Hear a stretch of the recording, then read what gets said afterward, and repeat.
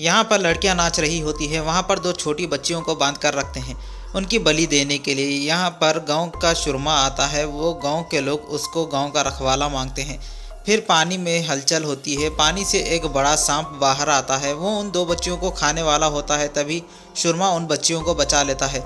सभी लोग भागने लगते हैं, फिर सब मिलकर उस पर जाली फेंकते हैं, लेकिन सांप बहुत बड़ा होता है इसलिए वो जाल से बच जाता है। सुरमा के कहने पर सब लोग मिलकर सांप को पिंजरे में बंद करते हैं। सुरमा अपनी तलवार से उस पर हमला करता है, लेकिन सांप वहां से भी निकल जाता है। फिर सुरमा सांप को आग की मदद से जलाकर मार देता है। ये देख सब गांव वाले उसकी पूजा करते हैं। फिर सुरमा बच्ची को लेकर उसके घर जाता है। वहाँ वो बच्ची को उसकी माँ के हवाले करता है, लेकिन बच्ची की माँ अपनी दूसरी बेटी के बारे में पूछती है। दूसरी बच्ची वहाँ से गायब हो जाती है, उसका कोई पता नहीं होता। वो बच्ची की माँ को वादा करता है कि वो बच्ची को ढूंढ कर लाएगा। सुरमा अपने घर जाता है और दूसरी बच्ची के बारे में सोचता है। गांव के लोगों को बच्ची की कोई परवाह नहीं। फिर वहां एक आदमी आता है, उसको बच्चा होने वाला होता है, इसलिए वो सुरमा से ताबीज़ लेने आता है। सुरमा उसको ताबीज़ देकर भेजता है। यहाँ दो आदमी, छोटे और बड़े दोनों मिलकर पार्टी करते हैं। उनमें से बड़े को सुसु जाने लगता है। घास में किसी चीज़ की झलक छोटे को दिखाई देती है। वो देखता है वहाँ कोई नहीं होता।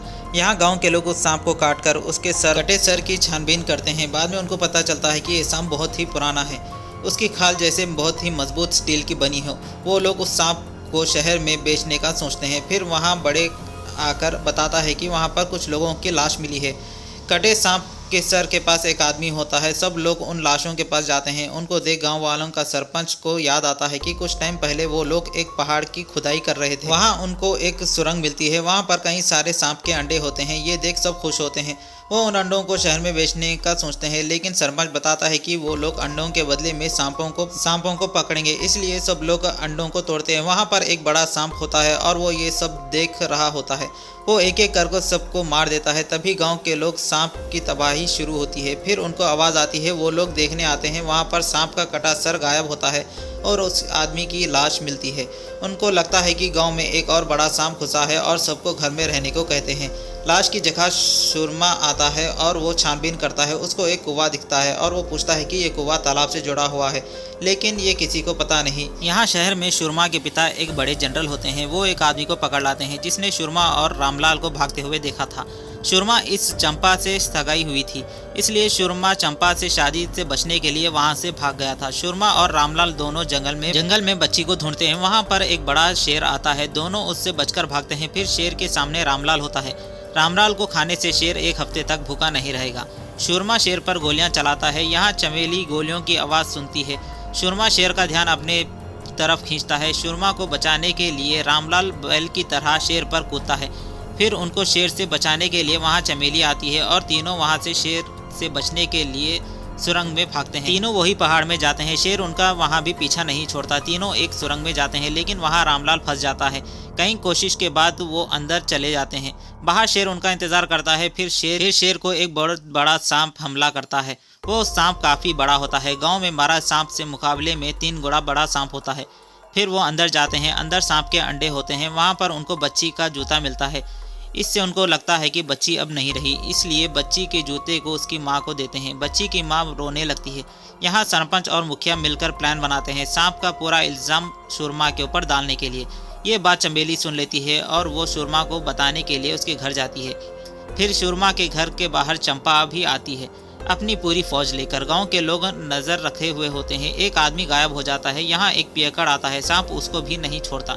गांव में शोर मचता है। सब मिलकर सुरमा के घर जाते हैं। सरपंच और मुखिया इल्ज़ाम पूरा सुरमा पर लगाते हैं। चमेली की बात कोई नहीं सुनता। फिर चंपा दिमाग लगाती है और गन से सबको डराकर भेज देती है। बाहर लोगों को आवाज़ सुनाई देती है। उनके गांव पर एक बड़ा सांप बैठा हुआ होता है। सब डर कर वापस सुरमा की मदद मांगते हैं और वो उसके घर में छुपते हैं। सुरमा के घर के बाहर एक बड़ा सांप होता है और वो सब पर हमला करना शुरू करता है। वो लोग किसी तरह से वहाँ से बचकर भागने लगते हैं। सब उस पर गोलियां चलाते हैं, लेकिन सांप को कुछ असर नहीं होता। वो लोगों को मारता रहता है। कई लोगों की जान चली जाती है। बाकी बच्चे लोग जंगल में भागते हैं, लेकिन सरपंच वहाँ भी चुप नहीं रहता। वो अभी भी सबका जिम्मेदार सुरमा को ही बताता है। सब गाँव के लोग सुरमा को भला बुरा कहते हैं। बड़ा सुरमा को मारने के लिए आता है। सब सैनिक उस पर हम बंदूक टांग लेते हैं। सुरमा बताता है कि कोई नहीं जानता कि वो कौन है। सुरमा को मुखिया ही गांव में लेकर आया था। जब सुरमा बचकर भाग रहा था तो मुखिया ही सुरमा की मदद मांगने के लिए आया था। वही सुरमा को गांव लेकर आया था। अब बचने का रास्ता नहीं है और वो शहर भी नहीं जा सकते, इसलिए सुरमा सबको सांप के सुरंग में चलने को कहता है। सब लोग पहाड़ के पास जाते हैं, लेकिन सांप वहां भी आता है और मुखिया को इसका जिम्मेदार खुद है, इसलिए वो वहीं पर ठहरता है। सांप उसको भी मार देता है। सांप वहां भी किसी को भी नहीं छोड़ता, वो सबको मारते रहता है। ये आदमी अपनी प्रेग्नेंट बीवी की जान बचाने के लिए अकेला सांप के सामने जाता है और वो मर जाता है। सब लोग सुरंग में जाते हैं, वो प्रेग्नेंट लेडी को अंदर लेते हैं। सुरमा की जान बचाने के लिए रामलाल सुरंग के सामने बैठता है, लेकिन सांप उसको खींच लेता है। सुरमा उसको बचाने की बहुत कोशिश करता है, लेकिन सांप रामलाल की हड्डियां तोड़ देता है। अब रामलाल भी अब नहीं रहा। सब परेशान होते हैं। सरपंच बताता है कि यहाँ पर बारूद है, कोई किसी को सांप को बाहर ले जाकर बारूद से उड़ाना होगा। गांव के लोगों को सरपंच पर शक होने लगता है, लेकिन सुरमा अकेला ही ये करना चाहता है। वो रामलाल की मौत का बदला लेना चाहता है। इसमें चमेली भी उसका साथ देना चाहती है। सरपंच मना करता है, बताना भूल गया कि चमेली सरपंच की बेटी है। दोनों पहाड़ के दूसरे रास्ते जाते हैं। बारूद लेकर सांप को बाहर बुलाते हैं। सांप उनका पीछा करता है, वो उससे बचकर भागते हैं। उस पर बारूद का भी कोई असर नहीं होता। सुरमा चमेली पूरी तैयारी के साथ गए थे। वो एक पेड़ को रस्सी से बांध कर रखा था। वो उस सांप पर हमला करते हैं। सांप को जख्मी होता है, लेकिन वो नहीं मरता।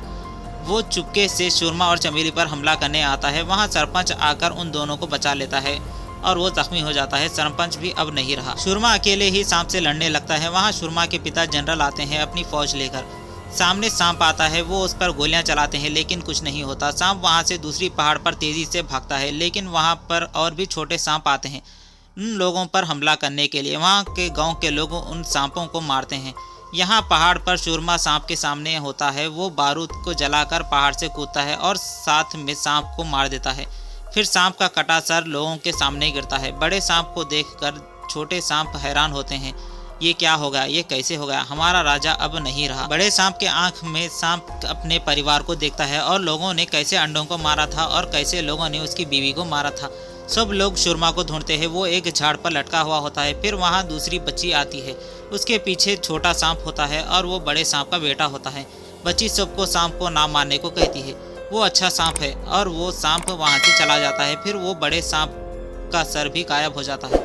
वीडियो कैसा लगा कमेंट कर देना और चैनल को सब्सक्राइब कर देना।